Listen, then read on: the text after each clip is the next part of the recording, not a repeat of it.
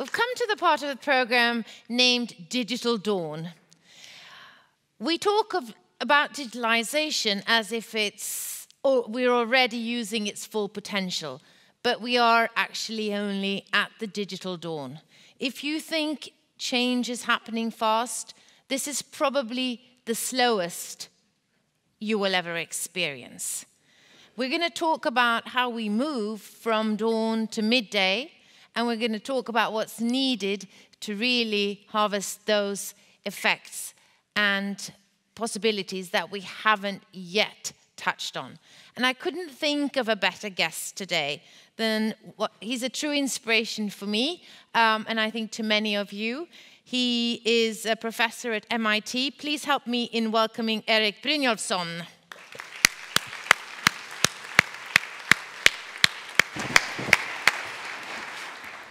Thank you, Beata. You're welcome. Is it true? It's never been this slow? Pretty much, as long as we've been able to measure it, yeah. That's exactly right. It's something we need to study a little bit better. And you are also an expert on the productivity paradox, meaning we haven't really seen the true effects of digitalization. Exactly. And that's what we're going to talk about. That's what I'm going to talk about now. It's quite a contrast between some remarkable technologies, and we see them all around us, yet when you look at the data, it doesn't show up in the data. So we have to reconcile that, and that's what I'm going to talk about today, reconciling these two contradictory things that we know. Mm.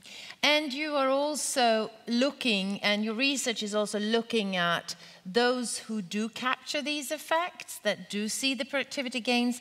In what way are those organizations and teams working differently? So you'll also touch sort of upon the future of work in a way. Yeah, that's exactly a key difference, is that the technology is available to everyone, but different companies use it in different ways. And one of the things that would be interesting to do if we have time is toward the end of my talk maybe ask the audience some of the changes that they're seeing in their organizations or they think they should be seeing to take advantage of these technologies, and we can compare it to some of the more successful companies and some of the less successful companies. You know we have time, because we planned for that. I know. I hope so. So your time is there, your slides are there. Okay, and excellent. And actually, before I start, I just want to say thank you to William for that amazing song. It's actually personally means a lot to me, because that was the first song my parents listened to when they met each other in Copenhagen over 60 years ago, and they went to a concert by Louis Armstrong in Copenhagen. And so if it wasn't for that song, maybe I wouldn't be here today. So thank you very much.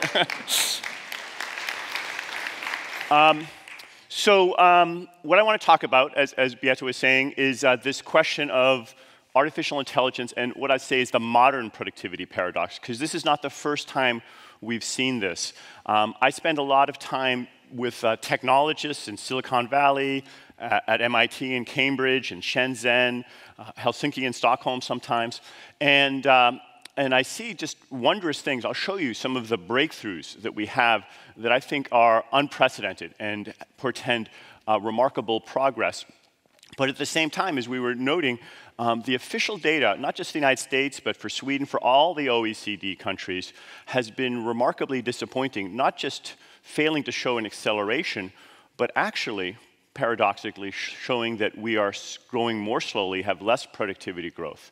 And this is not what I expected. I spend time talking to the technologists. I also spend time with the folks in Washington, at the OECD, and elsewhere, and the two communities are very much clashing with each other.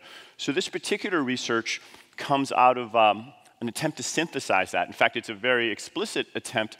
I met with Chad Severson, a professor at the University of Chicago, and he was just hammering on these low productivity statistics right after I gave a speech about the wondrous technology breakthroughs. And so I felt afterwards the two of us needed to talk to each other. So we wrote this paper together along with Daniel Rock, a PhD student, and I think we've come to a synthesis. So let me give you first a little bit of the background. I mean, there's a lot of people, very smart people, who are talking about how fast innovation is moving, that it's never been faster, it's accelerating. We are now in an age of abundance. And then perhaps the most extreme version, you may have heard Ray Kurzweil talk about that the singularity is near, this breakthrough that will be unlike anything we've ever seen before. And indeed, some of the data is quite impressive in terms of what machines can do today. Here's data from the Imagenet Visual Recognition Challenge. It's a data set of 14 million photographs, images, and each of them has been carefully labeled as to what's in them by humans. And then there's a contest that's been running since 2010 to try to have machines identify what's in the images. And at first, they were really quite terrible at it. They were less than 70% accurate. But over time, they got better. In particular, you see this very steep part where it suddenly started accelerating. That's when Geoffrey Hinton and his colleagues introduced deep learning techniques. You may have heard of deep neural nets, deep learning. Once they started using those, they were able to do much better. And now all the teams use deep learning, and this particular technique has just taken over the field, not just in image recognition, but in almost every area: voice recognition, recommendation systems, prediction, all sorts of advising systems. They switched from their previous approaches to using deep learning techniques. And the progress continued to the point where it's now so good that they've actually discontinued the contest. I feel that it's pointless because it's almost perfect at recognizing the objects in this image or anything like it, over 98% accurate. And just as a little bit of a benchmark, the red line there is what humans can do. Humans are not perfect. We can recognize most things, but I can't always tell whether that's a lemon or an orange, or whether that's a gazelle or an antelope, or different things. So we are not as good as machines now at doing this particular task. I want to be clear, this doesn't mean that all types of image recognition can be done better by machines. You know, the self-driving cars still sometimes struggle with recognizing objects, and there's different contexts where it continues to, more work needs to be done. But it's really quite a change. You know, through all of the history of life, being able to see and recognize objects was one of the most important things 500 million years ago, and now machines are learning how to see and recognize objects. We see similar progress in other areas, for instance, voice recognition. You're all familiar with talking to Siri or Google Now or Alexa, and I'd say it's not perfect, but we are in this unusual 10 to 15-year period where we went from humans not being able to talk to machines to humans routinely talking to machines. And now if you see somebody on the streets of Stockholm talking to their phone, you don't really know, are they talking to another human? Or maybe they're talking to the machine and expecting the machine to tell them the weather or where the movie is or directions to the next location. A little clumsy. I'm sure you all know that it doesn't always work. But on the other hand, progress is quite remarkable, again, because of these deep learning techniques. And speech, understanding speech, is, again, one of the most fundamental human capabilities. Think of all the jobs that require people to be able to understand speech. And in medical areas, hardly a week goes by that I don't see an article in Science or Nature where somebody is using deep learning techniques to diagnose cancer or pulmonary diseases, pneumonia, or dermatology, or other things, from looking at the data, especially medical images, and they not only recognize the things that human doctors have been trained to look for, but they start finding new things that no human had ever recognized before, and that allows them to do even better than the humans. And so now many professions, I think, are being transformed, perhaps parts of them even eliminated, as machines can do those jobs better. But then there's this mystery. I can go on for the whole time telling you more amazing breakthroughs, yet when you look at the aggregate data, we don't see a productivity boom. In fact, we kind of see the opposite. We have had a slowdown of productivity for over 110 years in the US and all the other OECD countries. It went from about 2.8% productivity growth per year from the late 90s and early 2000s to less than half of that rate in the recent year. And I just double-checked. The last quarter of the United States was, again, 1.3%, so it's still at that same level. I checked for Sweden. It's actually half of that, 0.66%, so it's even slower in Sweden. And overall, it's a similar trend. There was faster growth 10 years ago, and now it's been slowing down in all of the OECD. Well, the one exception is Greece. There was a little weird things happening there, but we'll set that one aside. So there are similar slowdowns. So when I looked into this, I realized that this is not the first time this has happened. And indeed, my colleague at MIT, Bob Solow, has beautifully described it as a productivity paradox, that we see the computer age everywhere except in the productivity statistics. He said that all the way back in 1987, and I was lucky enough to get to work alongside him to understand that. Now, after he said that, you may recall, I showed you the data, there was actually a productivity surge in the 90s. So there was a slowdown in the 70s and 80s, and then a surge. And maybe we're seeing something similar now. In fact, when Chad and I did the research on this, and Daniel, we found that every big technological breakthrough was accompanied not with a productivity speed up, but actually with a productivity slowdown. The steam engine, when it was introduced, famously, people like Engels described how there was worse working conditions and lower productivity growth. We didn't have very good data back then, but the best people who have studied it say there was about a 40-year period of low or falling wages and standards of living. When companies electrified, and I'm going to talk more about this in a little while, there was about a 30-year period. Paul David, Allen, and others described that factories did not become more productive. The gasoline engine, again, there was a slowdown. In fact, Alvin Hansen, when those technologies were introduced, he said that was it. There was no more productivity to be had, and that we were now in a period of long-term secular stagnation. You may have heard people like Larry Summers talk about secular stagnation in the past 5 or 10 years. He wasn't the first person to coin that word. He borrowed it from Alvin Hansen back in the 40s and 30s. I've already mentioned Bob Solow, who described it. Slow down in productivity, speed up in my own personal research. I got a lot of papers out of that. And now maybe artificial intelligence. We will look at it. So you see this recurring paradox. Remarkable technology. I don't think anybody in this room would say that the steam engine, electricity, computers, etc., were disappointing technologies. They all were clearly, with the benefit of hindsight, very powerful technologies, yet the data told a different story contemporaneously. So what's going on? Well, we identified 4 possible explanations for this, and let me go through each of them in turn.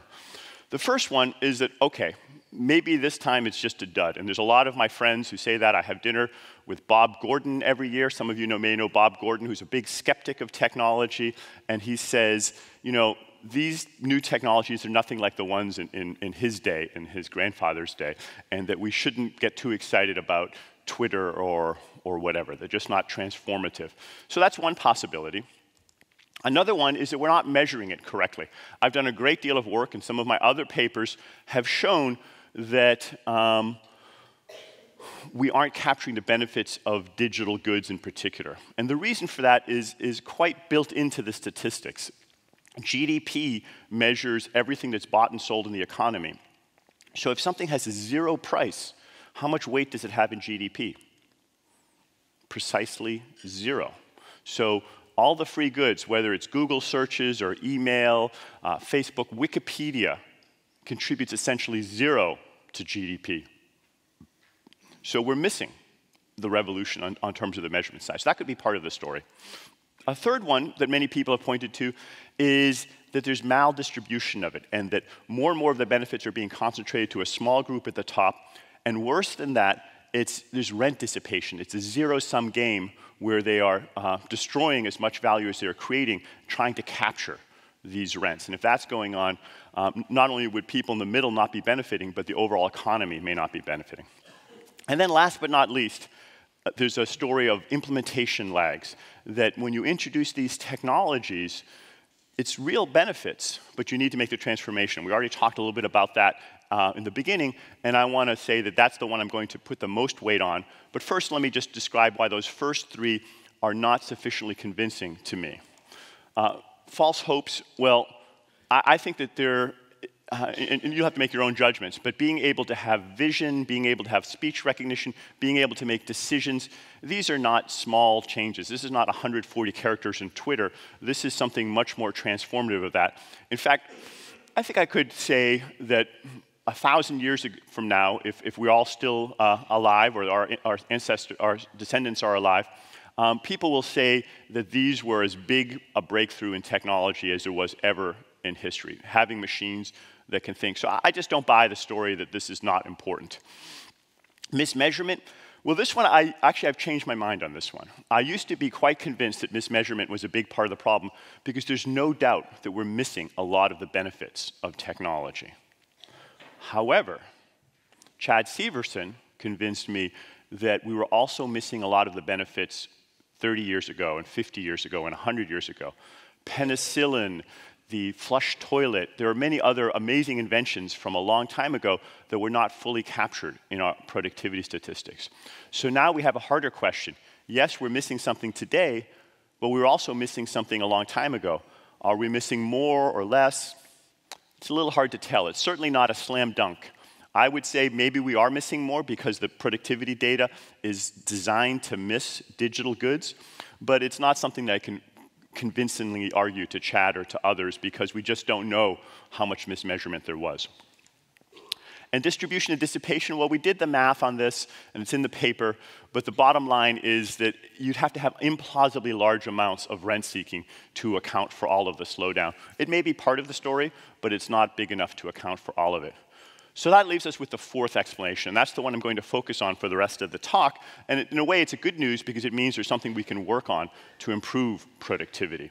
And the basic idea is that technology is real, but it's not enough just to have amazing technology. You also have to make complementary investments. You have to have investments in human capital, new skills, in organizational capital, new business processes, new business models, even new institutions, laws, and ways of organizing society. So this is a way of reconciling this paradox. The optimists who look at the amazing technologies say, wow, just think of how we can change the world with vision, voice recognition, decision-making. And they look forward. The pessimists, on the other hand, they look at the existing data and they say, well, things have slowed down, so it's going to continue to slow down. They extrapolate from the past data. In fact, I was just 2 weeks ago at the Congressional Budget Office in Washington, D.C., and we had a meeting where we were talking about future growth. And the official data for the United States has projections for the next 5, 10, and 30 years. They've all lowered them. Why have they lowered the projections for the future? Because the past 10 years has been slow, so when they extend from the recent data, they extend that into the future, and they assume that the future will be like the past. I tried to convince them that that was not the right thing to do, but they didn't listen to me. So the data now for Social Security, for the budget, for overall economic growth is lower than it was just a few years ago because of this. But let me show you why I don't think that's a very good way to make this decision. Here is the productivity data for each 10-year period over the past half century. And then that's on the x-axis, the horizontal axis. And then the vertical axis is what the productivity was for the next 10-year period. Do you see the relationship? Do you see how 1 year predicts the next year? No. It's just random. It's just noise. So what this tells you is that there's no correlation. If productivity is slow in one 10-year period, that tells you nothing about whether it's going to be slow in the next 10-year period or fast in the next 10-year period. I can't say it's going to go faster. I can't say slower. It's completely uncorrelated. And it doesn't matter whether you use labor productivity or total factor productivity. This accounts for capital as well. You can measure it. And in the paper, we measure it lots of different ways. And it always comes up as basically uncorrelated. 5-year period, 10-year period, different adjustments for utilization. And when you think about it, that should not be surprising. Because what is productivity? Productivity is a residual. For the economists in the room, productivity is what's left over after you take out all the parts that you can explain. You take out labor, capital, other inputs. Productivity is the leftover part that you cannot explain. And residuals normally are uncorrelated with each other. It means it's something you don't know, you don't explain. So they tend to be uncorrelated. So it's not surprising. And that's why I wouldn't put too much weight on the pessimists who say that we had some bad years, therefore the next years are going to be bad. It really doesn't tell you anything about the future. So if we're not going to go by just extrapolating from the past, is there any way we can know what the future holds? Well, I think it is very difficult to make predictions about the future. I think Niels Bohr was once famously quoted as saying that. But one thing you could do is look at the technologies. Then you have to make your own judgment as to whether these technologies are transformative or not. So if, in fact, artificial intelligence is a GPT, then it will take time to have an impact. And these GPT, and what is a GPT? A GPT is a general purpose technology. These are technologies that affect the entire economy. I'll define them on the next slide. But they are pervasive and they require complementary innovations. And here's the important thing to know about GPTs for productivity. GPTs, because they require unmeasured, intangible, complementary investments, they may actually lower productivity at first before they increase it. And let me show you why that's the case. First, defining a GPT, Tim Bresnahan and Manuel Trachtenberg define it as technologies that are pervasive, able to be improved, and they spawn complementary innovations. This is true for electricity, it's true for steam engine, and it's certainly true, I think, for artificial intelligence. In particular, you need to do a lot of business transformation to take advantage of AI. These complementary intangible investments, like human capital and organizational capital, they will increase the intangible capital stock. You actually get something when you make these investments. You get an intangible asset. The problem is that these intangible assets, like organizational capital, are not measured, or not measured well in the data. It's as if they don't exist. So we don't have data in the official GDP for increases in organizational capital. We measure increases in number of factories, or amount of oil, or other assets, number of houses built, but we don't measure increases in organizational capital. So that means that the official statistics will miss this intangible output. And any energy you put into creating the intangible output will appear in the statistics as if you created nothing. You put effort into creating it, but nothing on the output side appears. So do you see how that could lead to a productivity slowdown? People are spending time reinventing the processes and the skills to make self-driving cars or other technologies. That's very costly, but we don't have any savings from it, at least not yet. Let me explain the story of electrification, which I think nails this quite explicitly. This is a historical example, and although history doesn't repeat itself, sometimes history rhymes, and we can learn from what happened in the past. So with electrification, a little over 100 years ago, factories in Europe, the United States, started switching from steam engines to electricity. And Paul David has shown that, as I mentioned earlier, it took 30 years before you had any productivity improvements. And why was that? When they first replaced the steam engines, they took out the steam engine and they put in a big electric motor. But the basic organization of the factory did not change. It was based on pulleys and crankshafts, spinning, and all the machinery was still driven off this one big central electric motor. It's called the group drive system.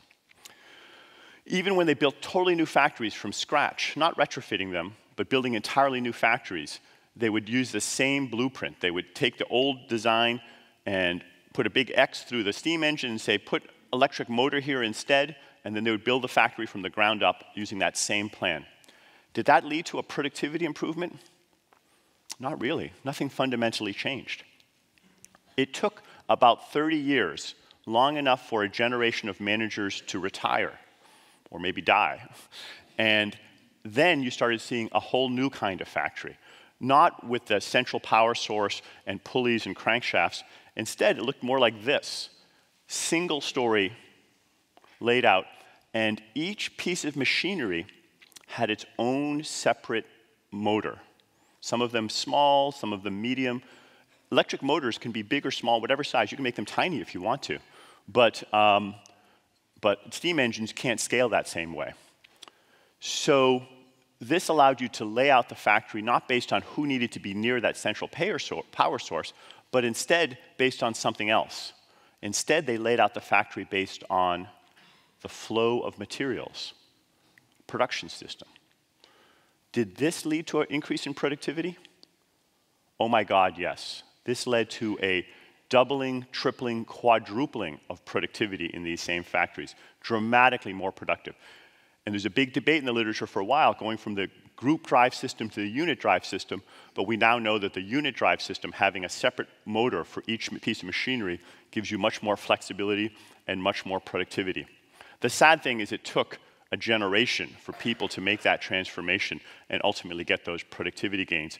But the lesson is that the technology by itself doesn't lead to productivity. It's the combination of productivity with reinvention of business processes. I think it's a very good metaphor for what's happening today, and indeed what happens with every general purpose technology. We see it with e-commerce as well.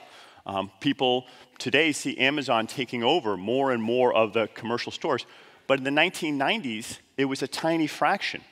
All of us could see, I think, that shopping on the internet had enormous potential, but it didn't instantly take over retailing. It steadily grew over time as people reinvented and changed their shopping habits. And now it's a single digits share of total commerce, about 30% of commerce in the merchandising category. That blue line there shows the steady growth of it and the fall of conventional retailing. But you can see that's a 20, 30-year period during which you have a transformation of retailing. So even today, things take time. Now, we can do this formally, and in the paper, we do the arithmetic or the algebra. I'm not going to go through it in detail. I'll just say that this is the traditional accounting, not counting for the intangible assets. This is what Bob Solow got his Nobel Prize for. And this is the additional term that accounts for the intangible assets and creates a J-curve. And once you introduce these additional terms saying that part of the output is not measured, then you can explain exactly what's going on with the economy today. And in the paper, you can get the details if you'd like. But it generates J-curves that look like this. At first, you actually see a fall in productivity. I should say fall in measured productivity. True productivity doesn't fall, but measured productivity, missing the intangible assets, seems to fall. And then later, when you harvest those intangible assets, when you get the benefits of them, it actually seems as though you're getting benefits from thin air. Since you didn't measure the intangible assets being created, the productivity gains later are artificially high. It seems like you're getting benefit without using resources, even though you actually are using these intangible assets. So there's mismeasurement on both sides. I would say we were probably over here in this part of the J-curve for artificial intelligence, but in a few years, I think we're going to be over there in the upward part of the J-curve. Now, I mentioned this, and we calibrated this for many different kinds of general-purpose technologies. In the paper, we did the analysis for computers, software, earlier generations. We don't have a lot of data on artificial intelligence, but we're just beginning. But I would make the argument that AI is the most general of all general-purpose technologies. This is my friend Demis Hassabis playing chess with a computer. And if you go to DeepMind's offices in King's Cross in London, as I have, you'll see that their motto, their goal of their company is very modest, to solve intelligence and then use that to solve all the other problems in the world.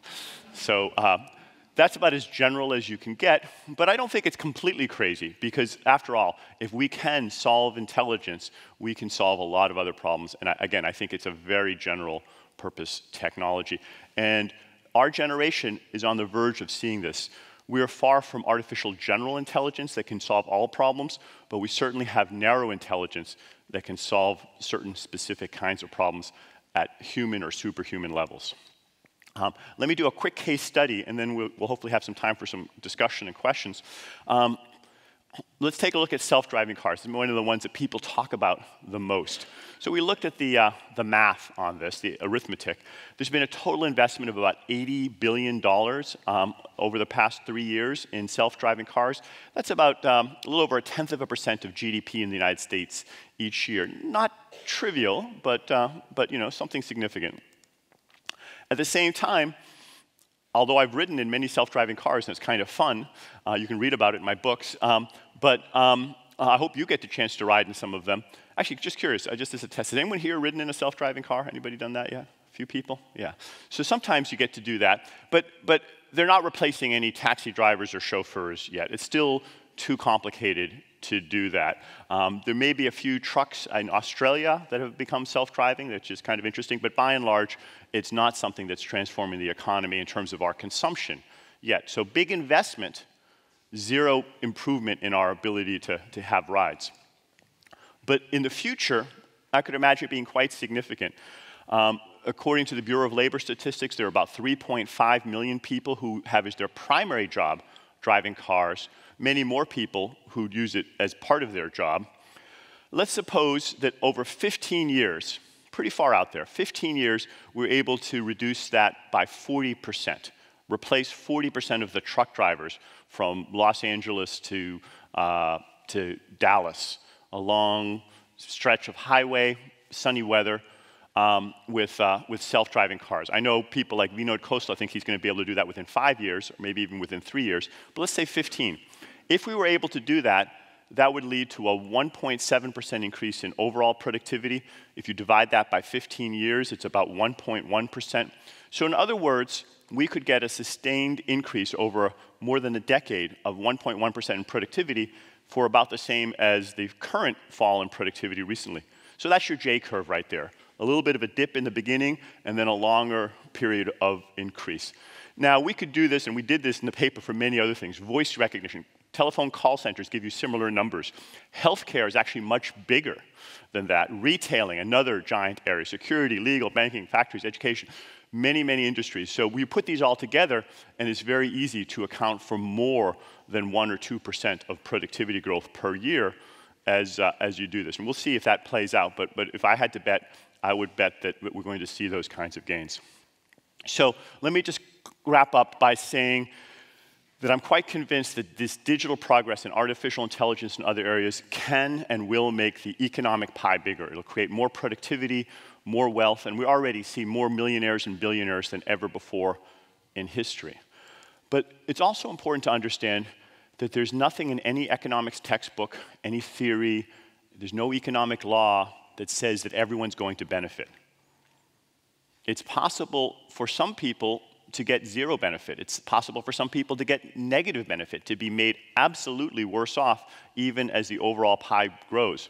In fact, a little scary, it's possible for a majority of the people, more than half the people, to be made worse off even as a small group becomes better.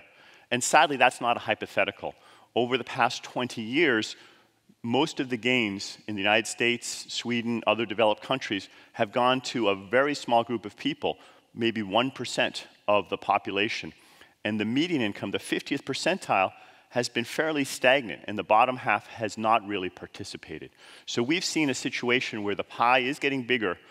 Although productivity isn't growing as fast as we'd like, it still is at record levels. But overall, it hasn't been shared. Now, is this inevitable? Is this just the way it's going to be in the future? I don't think so. I'm an optimist. I think that not only will we have prosperity, but we will have, and we can have, shared prosperity. But I want to distinguish two kinds of optimists. The first kind of, there's the data on the Great Decoupling, by the way. I want to distinguish, so the Great Decoupling shows blue productivity growth higher, as I just said, median income stagnating. The two kinds of optimism I want to distinguish are unconditional optimism. When I was a child in Denmark, I was happy every Christmas when presents would just magically appear. I didn't have to do anything. My parents loved me, and I just got presents for just being. And that's a nice way to, that's a nice kind of optimism to have, to know that that's going to happen. And some people, I think, look at technology and think that artificial intelligence will just magically deliver all these benefits and we'll all gain. I don't think that's a healthy kind of optimism. That's not the right kind of optimism because it is not inevitable that technology will benefit everybody. Instead, I think we should have what I would call mindful optimism. Optimism where you have to be conscious and careful about what you create. Other children, they say, hey, I would love to have a treehouse. But they know that it doesn't happen automatically. But if they work very hard, if they put effort in, if they buy logs and hammers and nails and they put effort in, then they can have a treehouse. And that's the kind of optimism that we need in the world, is saying that we have tools now. We have more powerful tools than we've ever before had in history. And these tools will allow us to build a better world, not just a treehouse, but a world of amazing abundance. The next 10 years, I think, can be the best 10 years in all of human history, but only if we put the effort into it. So at MIT, we've created something we call the new grand challenge, the Inclusive Innovation Challenge. It's not a challenge to make new technology like self-driving cars. It's a challenge to use these technologies to transform the world, to create shared prosperity. We give away over $1 million every year, and we give it to people and organizations that are using these technologies to benefit the many, not just the few. We have competitions in Europe, Asia, Africa, Latin America, and North America, and then the winners from those 5 regions come to MIT and have the grand competition in November where we give away the prizes. So far we've had over 800 companies and organizations enter the competition, and I'm very pleased. I'm one of the judges. I encourage you all to sign up to be judges if you'd like, to see the remarkable ways that people are using these technologies to create broadly shared prosperity. So with that, let me just say, if you want to read more, you can go to my websites, and I have a challenge for you, and we can discuss this. What do you see as the most important capabilities that organizations need to add? How can we be on the upward side of the J-curve rather than on the downward side of the J-curve? Thanks very much.